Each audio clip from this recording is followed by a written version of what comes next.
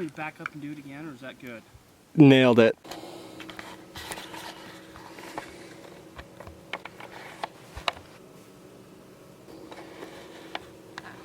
Typically I'd be loading up breakfast burritos and bags of chips, tuna, oranges, pickles, apples, bananas for Logan.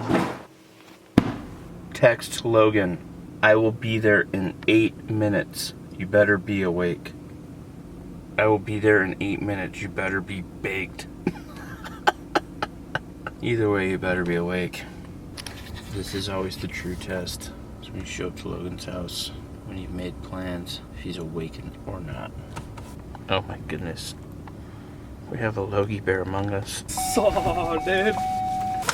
Not only is Logan actually awake, Logan brought the jokes with him this morning. Oh, bro. This is the other issue you run into with your little brother. BRB. Hold on 1 second, man. He honestly probably forgot his pants or something. Yeah, he doesn't have pants on right now. Yeah. Yeah. Yeah. What I'm trying to get across to him is, hey, it's okay. I think you're neat, but I don't want to scare you. So, guys, the plan is to kill a turkey on film, and I'm gonna hunt turkeys every morning just around town or close by, close proximity to town. But I'm gonna hunt turkeys every day until I kill them or until the season's over. So I am a very novice turkey hunter at best. Does novice mean like just beginning? Because that's what I'm trying to get after. Yeah, novice. you used that right. Noob? That'd be like the millennial word, noob for novice. I've killed 2 turkeys, but both times like I was trying to set up and like do a traditional turkey hunt where I call them in, they come into my decoys, I shoot one. But both times I've killed turkeys, I gave up on the idea of calling because it wasn't working, and I would spot stalk them and I killed them that way. So hopefully I would love to call one in, but I'm gonna need a lot of help from you guys, and I'm sure if you guys watch this, it's gonna be a little series. So we're gonna shoot for a few days and then we'll start uploading it every day, like a semi-live turkey hunt series. But I'm gonna need your help. You guys are gonna see me do a lot of dumb things. I'm assuming things that, you know, an experienced turkey hunter wouldn't typically do. And then I'm gonna need you guys to comment and say, Case, listen, pal, you need to do this, or don't do that, or whatever it might be. But I'm gonna learn. I love turkey hunting. The few times I've been out to do it it's incredible. Like, it's springtime. It's one of the prettiest times of the year to be out. It's the first thing you can pretty much do after a long winter in the hills besides shed hunt. And it's a new experience. It's new to us, especially I grew up in Idaho, and we didn't historically have turkeys in southeastern Idaho until I think about 12 years ago is when I started seeing them. So I grew up watching turkey hunting on TV, and I remember I'd always just change it and be like, oh man, it's a bird. Like, how, like, they'd make it like seem so like tough, and you know, they're out calling turkeys, and turkey season's like almost as big as deer season here is in Idaho. And I'd change the channel, and then we started seeing turkeys, and I'm like, I don't want to go kill a turkey. You say I've killed a turkey and try eating one.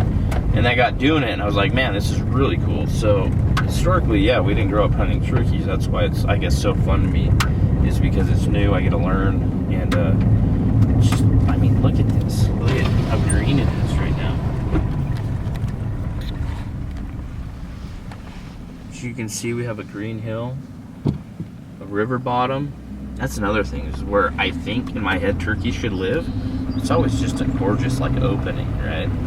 Anyway, so the plan today is I actually killed a turkey here like 3 years ago with Eric. We got it somewhat on film, but typically I think a serious turkey hunter gets out the night before, the evening before, and kind of patterns where these turkeys are roosting at.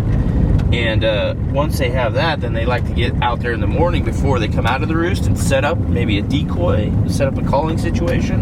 And when they come out of the roost, you start calling them, they come over because they've been in a tree all night wanting to know what's going on, and you call one in and shoot it. Well, we're behind the 8 ball already because I haven't been here in 3 years, but we're going to check it out. It's going to be kind of a little scouting experience for us today.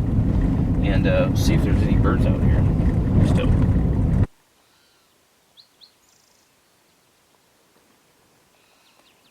Hear them all. There's another one over here. I can see Tom up here.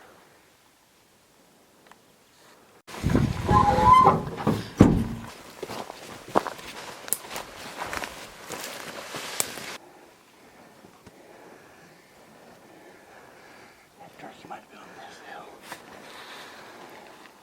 So we spotted one Tom from the road. We came up to get around him, and we got too close to him. We didn't see him, but he flew. Which is weird. I don't see turkeys fly too much, but he flew like a half mile down the canyon. So, guys, we're gonna give her a location call. Don't judge, okay? That's bad.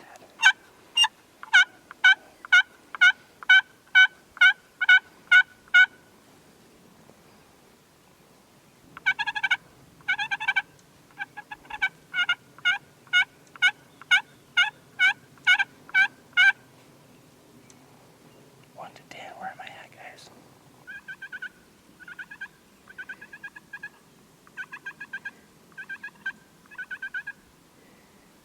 So, like I said, we didn't put any birds to roost last night, but what I'm doing is walking through this thick stuff. These big pines to me seem like really good trees for turkey to roost in.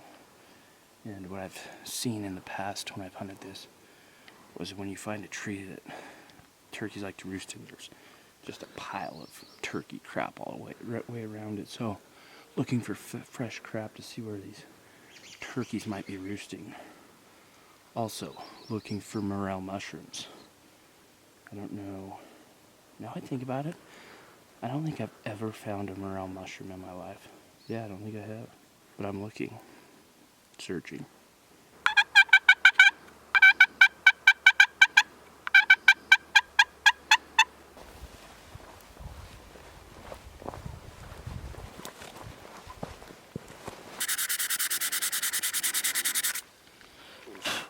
Guys, to me this looks like the turkey. You got big pines, big timber all around. Got aspens into a big opening, surrounded by sagebrush. This is like Turkey Central, I don't know.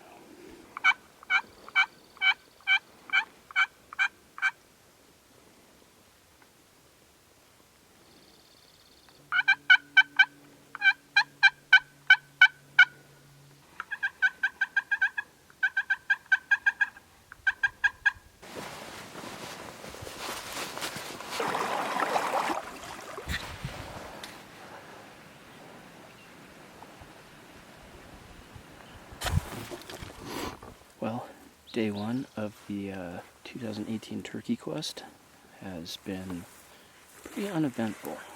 We saw one Tom this morning from the road, and we tried to get close to him, and we got too close, and he flew down the canyon. And then we heard a couple gobbles, nothing close, and then we drove around, came to a new area, hiked up this canyon about 3/4 of a mile. It's absolutely gorgeous turkey country in my opinion. But like I said earlier, I'm learning. But these birds in Idaho, I've noticed, and in northern Utah where I've hunted them, is they love the hills. They love the mountains. We'll go down into the flats where all the farm ground is and never see a turkey. Then you come up into this stuff, and this is where I've always found the turkeys. But a couple questions for you guys.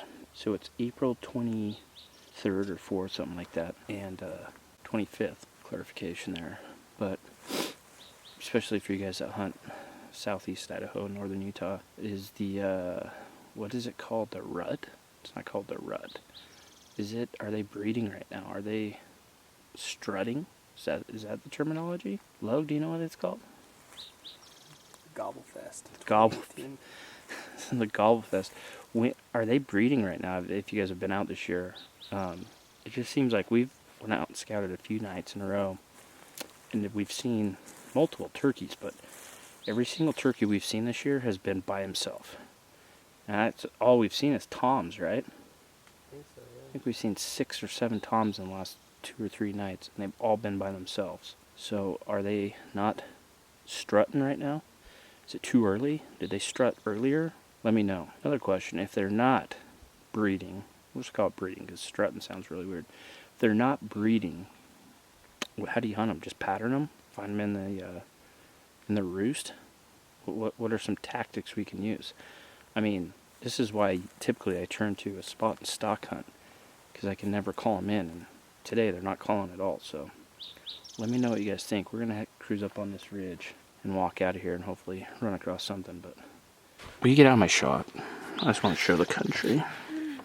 So if you guys watched the video the other day I put up of me patterning the Weatherby Element shotgun, you saw that the choke I was using was not the right choke according to you guys, which it wasn't. Like at 30 yards it was pretty spread out. So it was a long range steel choke, which a lot of you guys told me that steel patterns a lot tighter than lead, and so if you're shooting steel out of that long range steel choke, it would work good. But since I'm shooting turkey loads, which are lead, it doesn't pattern as well. So you guys recommended I get a turkey specific choke, which I went and did. And so we're gonna shoot this thing and see if it patterns better at 40 yards. You guys some people are saying with the right choke and right ammunition with a 12 gauge, you can kill turkeys at 60 yards, which is pretty insane. I'm gonna shoot this at 35 because that's what I shot the other choke at, and I know kind of what it looked like. So we're gonna shoot this at 35 and see if it's better. So this is 42 yards. I know that because these are the Vortex Furies. They are a range-finding binocular, and I've just used them today. I'm super impressed so far. I was able to get ranges up to 1,100 yards off rocks, so we'll talk more about them. But I'm gonna shoot this real quick and see how it's patterning at 42 yards.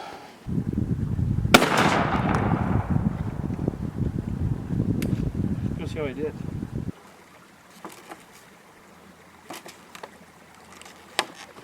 Well, at 7 yards further, the pattern's a lot better. It's as you can see, holes all over it. Look at it, it's all on the top too. So that's 42 yards. Thanks for the advice, guys. The right choke does make a big difference. Well, I feel a lot more confident now at shooting a turkey at 35 yards. Still not gonna shoot one at 60 like some of you guys recommended. Unethical. Mountain rooster, man. Oh, there he goes. Look at that thing. Pretty good tail on him. Oh. Dude, see how fast he just covered 50 yards in like the matter of that. Just in and out too. Those roosters that live up here, they're hard birds to hunt.